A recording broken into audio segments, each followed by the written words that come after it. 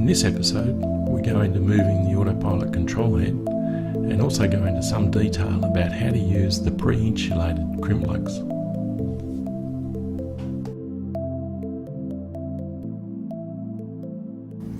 Today we're going to relocate the autopilot control head, so the one on the left, back over here towards the helm. As a solo sailor, makes it very difficult to use it properly.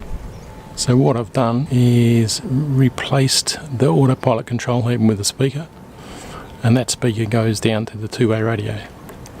So there was a difficulty before trying to hear the two-way radio when you're in the cockpit and you've got the engine running, but now with that external speaker, no problems at all. And I've relocated the control head back to the helm. So now whilst we're steering, we can operate the autopilot, disengage it, re-engage it, change heading, do a tact, do all the things that you're supposed to be able to do with the autopilot from the helm.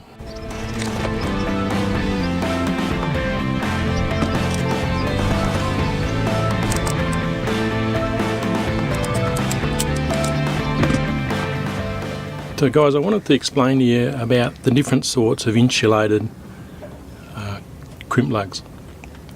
You know, they are colour coded, so you get a yellow, a blue or a red. Now these are not negative, positive or anything like that. These actually indicate the size. They indicate the wire size and they indicate the size of the crimp tool that you need to actually crimp them down to the right amount. So if we have a look at our crimp tool, you can see on the crimp tool that it has the yellow, the blue and the red. And so that's the different sizes for each of the different insulated crimp lugs. Now this is why it's important to get the right sort of tool to do the job. Now these are not cheap, but if you want a job that's reliable and you want your wire terminations to work and not pull out, then this is how you need to do it. There are other alternatives.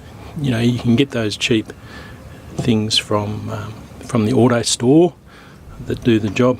You can use the electrical pliers and you can use this bit here in the back, but it's just not going to do the job right. You can see that's one size.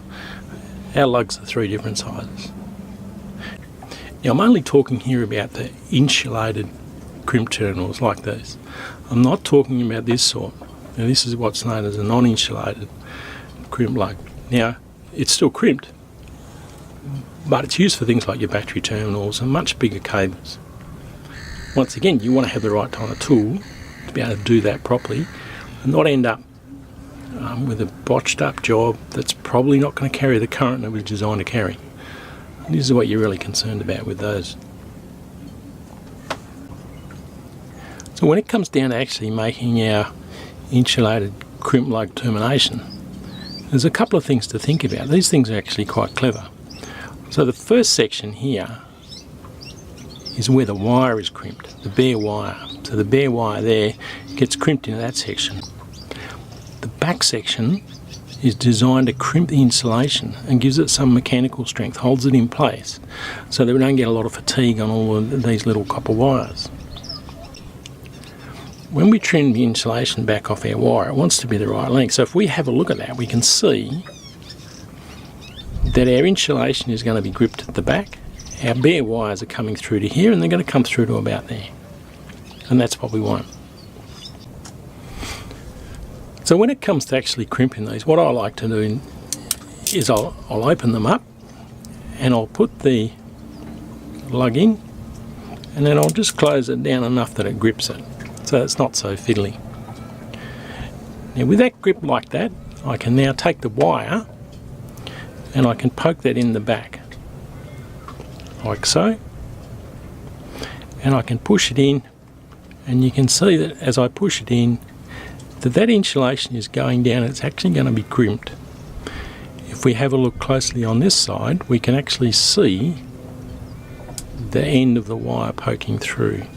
It's not very easy to see, but down in here you can see the end of that wire has come through. You want to see that because otherwise you don't know whether it's actually crimped it. We then go ahead and squeeze, And with these good crimpers, you have to go right through. You can't just go part way through.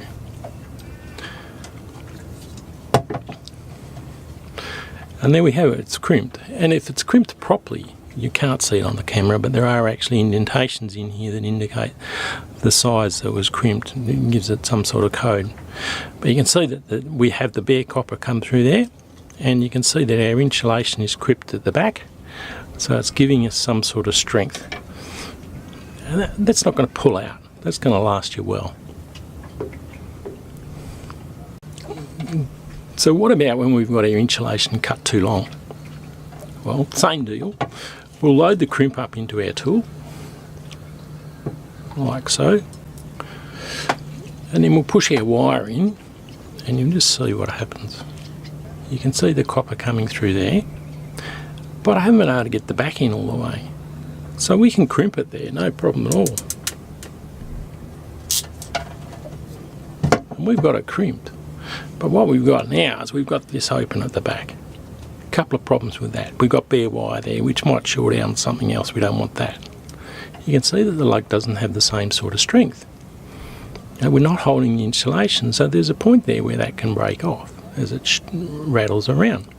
Because the only thing that's holding this here is just simply that little bit there where the copper is being crimped internally. There's nothing holding the insulation. But I've been banging on a bit about the length of the insulation and how it should be the right length for when you're making it. Now the reason for that is that if you have a look at this, I've separated this one already, but you can see that the length where the wire is actually crimped, where it makes its electrical connection, is only terribly small. And you can see how that is quite a lot bigger. And so that back half is just crimping insulation, that's all it's doing. The front half is the bit that's actually crimping the copper.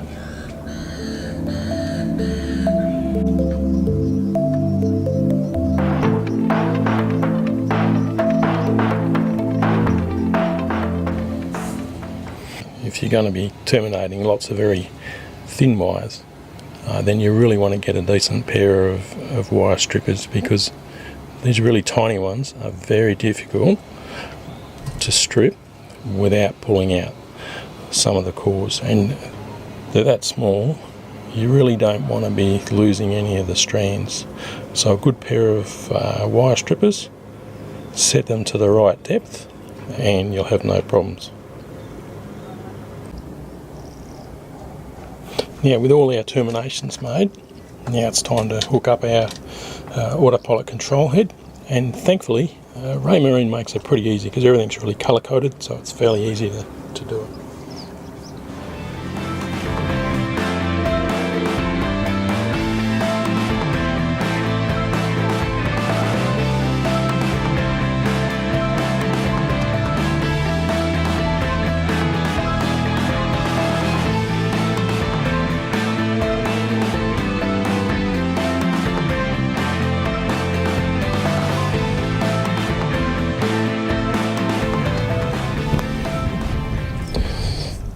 Now with everything connected, it's time just to tie some of those cables together. It's just going to make it a little bit more secure, stop things vibrating around, and therefore we'll have a good connection, hopefully for a long time.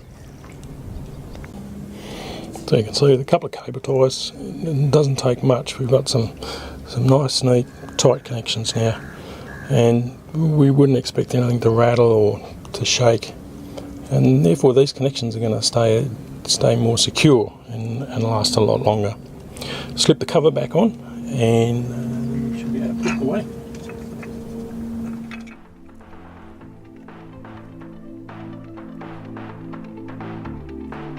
If you enjoyed the video, don't forget to give us a thumbs up, subscribe and leave us a comment below. Ciao!